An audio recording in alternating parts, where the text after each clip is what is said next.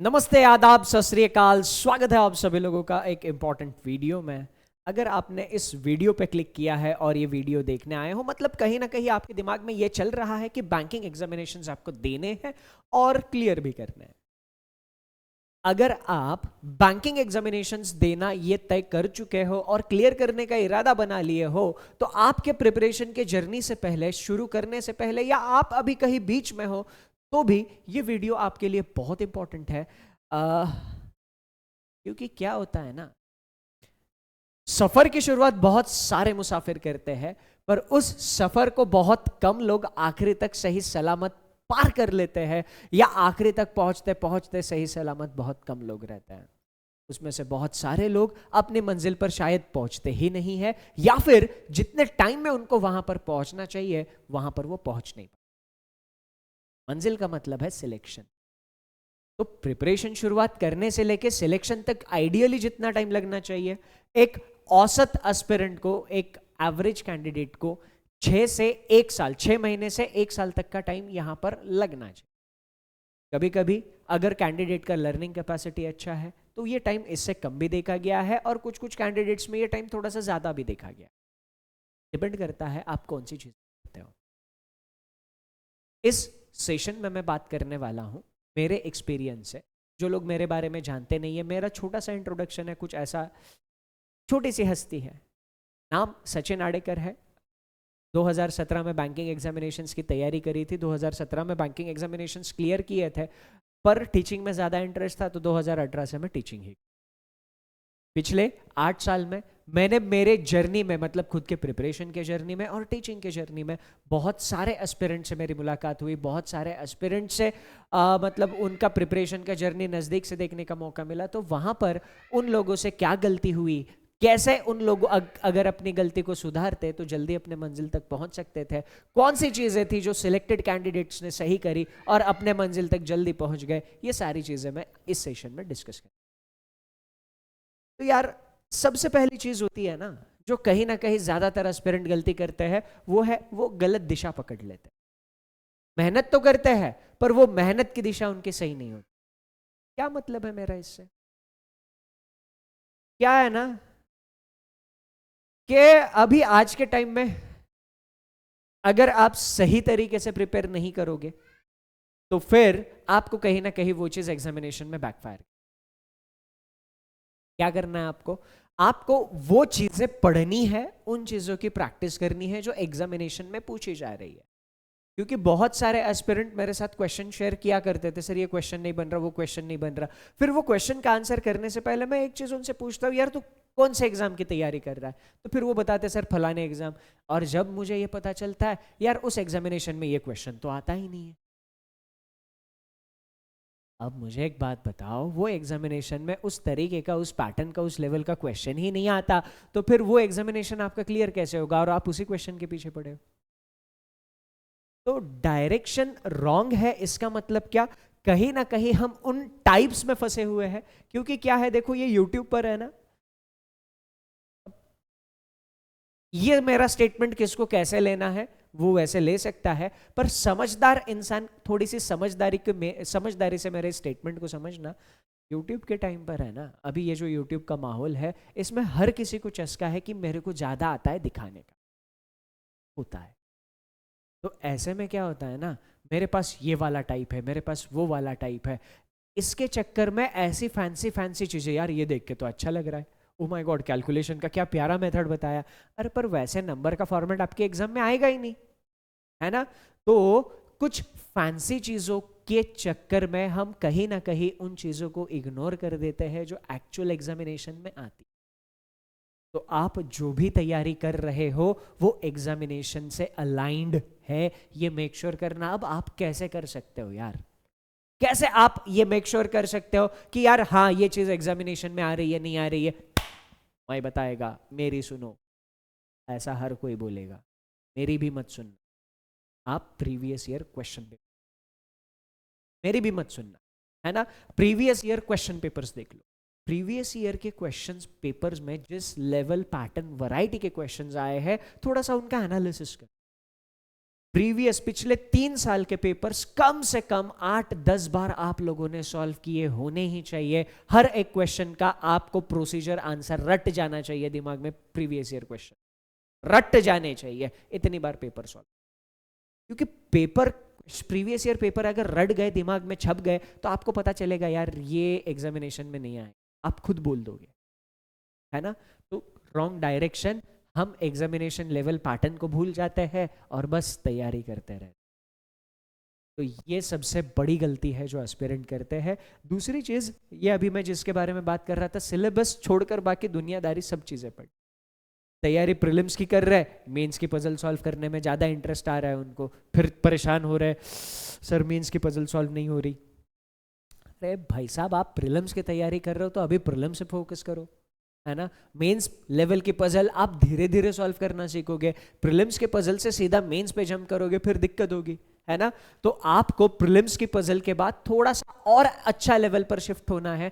Prelims से अच्छा level पर शिफ्ट होगे तो उसके आगे जाके मेंस लेवल की पजल आप थोड़ा comfortably solve. Same data interpretation maths में एप्लीकेबल होता है, सेम इंग्लिश में भी एप्लीकेबल होता है ना। तो not sticking to the syllabus, ये दूसरी बड़ी मिस्टेक है जो एस्पिरेंट्स करते हैं। और एक और चीज यार, इधर मैंने लिखी नहीं है, बट क्योंकि अभी हम सिलेबस की बात कर रहे हैं, ये चीज आपके सिलेबस में कहीं लिखी नहीं है। अभी जो मैं चीज बोलने जा रहा हूं ना, ये चीज आपके सिलेबस में कहीं लिखी नहीं है, पर इसको बहुत ज्यादा अंडर एस्टिमेट करते हैं लोग, उनका रीडिंग ही अच्छा नहीं होता। अब रीडिंग का और एग्जामिनेशन का क्या कनेक्शन है सर? रीडिंग तो इंग्लिश में आता है ना, आरसी रीडिंग कॉम्प्रिहेंशन, वो तो हम वैसे भी छोड़ देते हैं, है ना। और वो आरसी के छोटे मोटे क्वेश्चन सॉल्व कर लेते हैं, हमारा इंग्लिश में अच्छा बन जाता है। मैं उसकी बात कर ही नहीं रहा। रीडिंग आपका बेसिक लैंग्वेज का सेंस बहुत अच्छा होना चाहिए। रीजन मैं आपको बताता हूं। मैथ्स में अरिथमेटिक आता है, अरिथमेटिक में आपको लैंग्वेज समझनी होती है। केसलेट डीआई आता है, केसलेट डीआई में आपको लैंग्वेज समझनी होती है। रीजनिंग में पजल्स आता है, पजल में आपको लैंग्वेज समझनी होती है। तो मैथ्स और रीजनिंग में भी आपको रीडिंग स्किल बहुत ज्यादा काम आता है।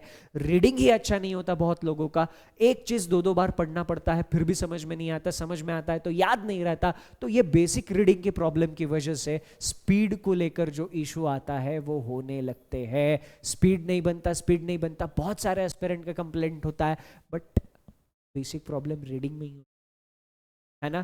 तो ये बेसिक रीडिंग की प्रॉब्लम आप लोगों ने अगर सॉर्ट आउट कर ली तो फिर आपकी जो स्पीड का इशू है वो बहुत हद तक सॉर्ट आउट हो जाएगा। ओके, तो ये सिलेबस, जो भी सिलेबस है आपका, एग्जामिनेशन में जो चीजें आती है, जिस लेवल पर आती है, जिस पैटर्न में आती है, जिस वैरायटी में आती है, वही चीजें आपको पढ़नी है। फिर अगला, टाइम मैनेजमेंट। लोगों को लगता है मैं बहुत पढ़ाई कर रहा हूँ, बहुत पढ़ाई कर रहा हूँ, मैं सुबह यूट्यूब खोल के बैठता हूँ, रात सोने तक मैं यूट्यूब पे बस लेक्चर्स ही लेक्चर अटेंड करता हूँ, है ना। मैं सिर्फ और सिर्फ लेक्चर्स ही देखते रहता हूँ। मेरे पास बैंक महापैक है, बैंकिंग वाला ने एक बहुत अच्छा चीज निकाला है, बैंक महापैक, है ना। बैंक महापैक ले लिया, अब मेरे को सारी बैचेस का एक्सेस मिल गया। अब इतने एक्सेस है मेरे पास, इतनी बैचेस है, इतनी बैचेस है, मैं सुबह से रात तक सिर्फ लेक्चर ही करते रहता हूँ। हाँ, मेरे को मैथ्स अच्छा लगता है तो मैथ्स ही मैथ्स पढ़ते रहता हूँ, रीजनिंग अच्छा लगता है तो रीजनिंग ही रीजनिंग पढ़ते रहता हूँ। टाइम मैनेजमेंट का सबसे बड़ा फ्लॉ है सर। आपको एग्जामिनेशन क्लियर करने के लिए 4 सब्जेक्ट पढ़ने हैं, quant, reasoning, English, general awareness. तो आपको ये मेक श्योर करना पड़ेगा कि आपका परफॉर्मेंस चारों सब्जेक्ट में अच्छा जा रहा है, ये आपको मेक श्योर करना पड़ेगा। तो आपको अपना टाइम वैसे ही देना पड़ेगा। अब टाइम मैनेजमेंट किस तरीके से करना है, ये बहुत बड़ा टॉपिक है, इसके ऊपर एक वीडियो मैं ऑलरेडी बना चुका हूं, प्रिपरेशन से सिलेक्शन तक का time table by Sachin sir, YouTube पे सर्च कर ले, ऑलरेडी एक वीडियो बना चुका हूं। मैंने मेरे प्रिपरेशन के टाइम में कौन सा टाइम टेबल फॉलो किया था और उस टाइम टेबल ने मुझे बहुत अच्छा रिजल्ट दिया है ना। मैं ये बिल्कुल भी नहीं कहता कि वो same to same time table आप फॉलो करो। मैं उस टाइम टेबल में ये डिस्कस किया हूं कि वो टाइम टेबल मैंने क्यों फॉलो किया था, मेरे स्ट्रांग पॉइंट और मेरे वीक पॉइंट का नॉलेज मुझे था, उसके बेसिस पे मैंने टाइम टेबल बनाया था। किसी टॉपर का टाइम टेबल आप उठा के ब्लाइंडली फॉलो करने लग जाओगे, आपको रिजल्ट नहीं मिलेगा, है ना। वो टॉपर ने उसका जो टाइम टेबल बनाया था उसके स्ट्रांग और वीक पॉइंट को ध्यान में रखते हुए बनाया था। तो टाइम मैनेजमेंट कैसे करना चाहिए, किस तरीके से टाइम को मैनेज करें ताकि हम अपने लिए बेस्ट रिजल्ट ला सके और हमारे अटेम्प्ट के पहले सीजन में ही सिलेक्शन ले सके, इसके लिए वो वीडियो आपको देखना बनता है, यूट्यूब पर अवेलेबल है। यूट्यूब पे बस सर्च करना प्रिपरेशन से सिलेक्शन तक का टाइम टेबल बाय सचिन। उसके बाद सेल्फ स्टडी, है ना। मैं अभी उसी की बात कर रहा था कि सुबह से लेकर रात तक बस लेक्चर ही लेक्चर देखे जा रहे हो यूट्यूब पे, ये लेक्चर फिर वो फिर वो फिर वो फिर वो फिर वो, इतने सारे लेक्चर्स देखते हैं, इतने सारे लेक्चर्स देखते हैं, उस चक्कर में है ना सेल्फ स्टडी करते ही नहीं, खुद की प्रैक्टिस करते ही नहीं, है ना। जब भी मैं ये सेल्फ स्टडी की बातें आप लोगों के साथ करता हूँ ना, मुझे बहुत इंटरेस्टिंग कहानी याद आ जाती है। मुझे मतलब हमें हमारे स्कूल टीचर ने सुनाई थी। एक सिपाही होता है और उस सिपाही को तलवारबाजी सीखनी होती है, तो उस राज्य के सबसे बड़े गुरु के पास जाके वो तलवारबाजी सीखता है और वो गुरु को बोलता है, नहीं सर आप बताओ, मैं सीख लेगा, आप बस बताओ, मैं सुनेगा, मैं देखेगा, आप जैसे तलवारबाजी कर रहे हो आप मेरे सामने करो, मैं तलवारबाजी सीखेगा। तो वो सुबह से लेकर रात तक बस गुरु को देखते रहता है, हाँ ऐसा करना है वैसा करना है, गुरु ऐसे मूव कर रहे हैं, उनका ये वाला मतलब स्टाइल बहुत अच्छा है। तो वो सारी चीज़ें ऑब्जर्व करता है और वो इतना ऑब्जर्व करता है, इतना ऑब्जर्व करता है, उसको लगता है अब मैं सीख गया, है ना। तो वो गुरु को बोलता है, नमस्ते, आपने मेरे को सिखा दिया, अब मेरे को सब आ गया, है ना। तो वो एक दिन ऐसे ही बाहर जा रहा होता है दूसरे गांव में, जंगल में, रास्ते में गुंडे आते हैं और उसको लूट के चले जाते हैं। ये तो तलवारबाजी का बहुत बड़ा उस्ताद था, इसने तो सब सीख लिया था, फिर गुंडे आके उसको लूट के क्यों चले गए? क्योंकि उसने तलवारबाजी सिर्फ देखी थी, एक्चुअल मैदान में तलवार चलाई नहीं थी। सेल्फ स्टडी का रोल यही होता है, आप टीचर को क्वेश्चन सॉल्व करते वक्त कितना भी क्यों ना देखो, जब तक आप खुद से क्वेश्चन सॉल्व नहीं करोगे तब तक कुछ होना जाना है नहीं। मैक्सिमम लोग यूट्यूब पर सुबह से लेकर रात तक पड़े रहते हैं और ये उनके प्रिपरेशन का सबसे बड़ा फ्लॉ है। कितनी बार भी बता दूं, समझने वाले समझ जाते हैं, उनको पता चल गया है कि एक सब्जेक्ट के लिए एक लेक्चर यूट्यूब पर दिन में, एक सब्जेक्ट का दिन में एक lecture, that is more than sufficient, है ना। आपको जो भी लेक्चर अच्छा लगता है दिन में एक ही लेक्चर फॉलो करो यूट्यूब पर, एक मतलब एक ही लेक्चर, एक सब्जेक्ट का एक, क्वांट के लिए एक, रीजनिंग के लिए एक, इंग्लिश के लिए एक, जनरल अवेयरनेस के, खत्म। एक से ज़्यादा लेक्चर एक सब्जेक्ट के फॉलो करना ही मत, है ना। तो ये सेल्फ स्टडी बहुत ज़्यादा इंपॉर्टेंट है। आप जितना ज़्यादा सेल्फ स्टडी पर फोकस करोगे उतना बेहतरीन रिजल्ट आपको मिलेगा। एंड लास्टली मॉक टेस्ट, चिल्ला चिल्ला के गला फट जाता है, हमारी आतड़ियाँ ऐसे फट जाती है कि मॉक टेस्ट दो, मॉक टेस्ट दो। जब आपका 60-70% सिलेबस कंप्लीट हो जाएगा, आपको 60-70% सिलेबस के ऊपर कॉन्फिडेंस आ जाएगा, मॉक टेस्ट देना शुरू। मॉक टेस्ट का एनालिसिस करो। टेस्ट का एनालिसिस कैसे करना है समझ में नहीं आ रहा है, यूट्यूब पे वीडियो बना के मैंने ऑलरेडी डाल दिया, है ना। यूट्यूब पे how to improve marks in mocks by Sachin sir search करोगे, मॉक टेस्ट का एनालिसिस एकदम डिटेल्ड में वीडियो बनाया है। मॉक टेस्ट का एनालिसिस कैसे करना है, मार्क्स कहाँ पे जाता है, कैसे फिगर आउट करना है, कंपैरिजन कैसे करना है, इंप्रूवमेंट कैसे लाना है, सारी चीज़ें डिटेल में डिस्कस।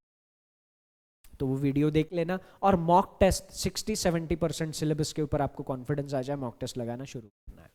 तो ये सारी चीज़ें हैं, अगर आप अवॉइड करोगे तो डेफिनेटली आप अपने लिए बेस्ट रिजल्ट ला सकते हो।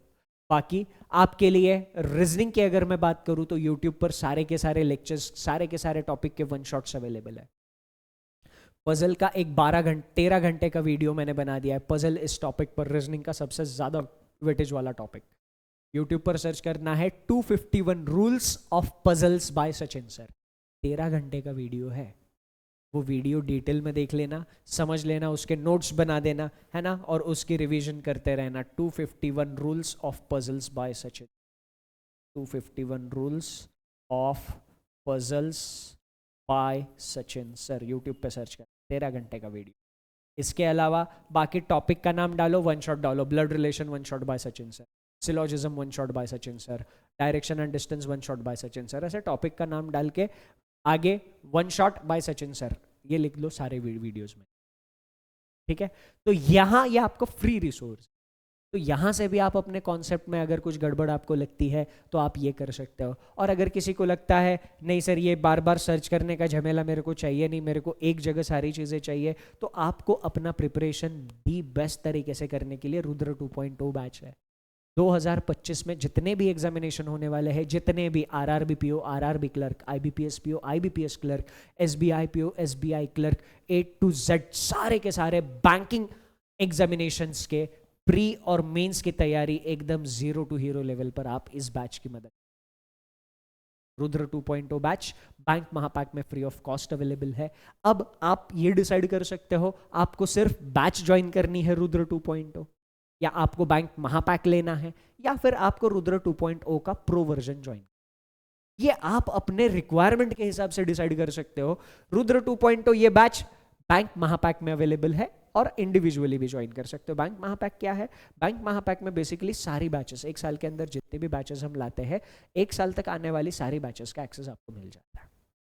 तो बैंक महापैक में ढेर सारे लेक्चर्स आपको मिल जाते हैं। अगर आप रुद्र, आपको अगर लगता है कि नहीं मेरे लिए एक बैच सफिशिएंट है, मैं एक बैच में जितने भी लेक्चर्स दिए हैं उससे सारे कॉन्सेप्ट मेरे को समझ में आ जाएंगे, मुझे दूसरी बैच की जरूरत नहीं है, तो फिर बस मुझे प्रैक्टिस के लिए भरपूर कंटेंट चाहिए, बहुत ज्यादा कंटेंट मुझे प्रैक्टिस के लिए चाहिए, तो आप रुद्र 2.0 प्रो ज्वाइन कर।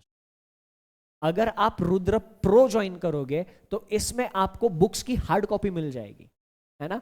द्रोणा बुक सेट 6 बुक्स का सेट आता है, वो इंग्लिश में मिलेगा, वो आपको हार्ड कॉपी मिल जाएगा। और आपको इनफाइनाइट प्रैक्टिस मिल जाएगा। एक बहुत प्यारा फीचर है इनफाइनाइट प्रैक्टिस, जिसमें आप अपने लिए जो चैप्टर, जो सब्जेक्ट चाहिए उसमें infinite number of question practice कर सकते हो लेवल के हिसाब से। इनफाइनाइट प्रैक्टिस, तो प्रैक्टिस के लिए बहुत सारा कंटेंट चाहिए तो रुद्र प्रो ज्वाइन करो। आपको अगर बहुत सारे लेक्चर्स चाहिए तो बैंक महापैक ज्वाइन करो। अगर आपको लगता है नहीं मेरे को लिमिटेड कंटेंट ही चाहिए, सिर्फ बैच ज्वाइन करना चाहते हो, बैच ज्वाइन करो, आपकी जो मर्जी, है ना। बाकी रीजनिंग के लिए तो आपके पास वन शॉट के लेक्चर है ही, 251 रूल्स ऑफ पजल्स है। बैच में क्या होता है, सारी चीज़ें एक जगह पर मिलती है, पहली चीज़। दूसरा, लेक्चर के साथ साथ आपको नोट्स मिलते हैं, तो जो भी नोट्स है आप उससे रिवीजन कर सकते हो। नोट्स के बाद आपको डीपीपी मिलता है, जब चैप्टर खत्म हो जाता है तो डीपीपी मिलता है। वो डीपीपी सॉल्व करके आप अपने आप को जज कर सकते हो उस चैप्टर में बताई हुई चीज़ें मुझे किस हद तक समझ। अगर कुछ दिक्कत आती है तो बैच में डाउट प्लेटफॉर्म रहता है, तो वहां पर आप डाउट प्लेटफॉर्म पर डाउट पूछते हो, आपके डाउट का रिप्लाई लोग दे सकते हैं, हमारी टीम देती है 24 घंटे के, है ना। तो बैच के अपने कुछ फायदे हैं। तो आपके प्रिपरेशन के लिए जो भी मेथोडोलॉजी सूट करता है उसको फॉलो करो, अपने आप के लिए बेस्ट रिजल्ट लाओ। और ये कुछ चीज़ें हैं जो अवॉइड करो। जल्दी से जल्दी मुझे मैसेज कर देना सर सिलेक्शन हो गया, आपके इस एक मैसेज का इंतजार रहे। आज के इस सेशन में यही पर मैं आप लोगों से इजाजत लेता हूँ। That's it from my side in the session. Thank you, take care, and सबसे important, enjoy your time. Bye.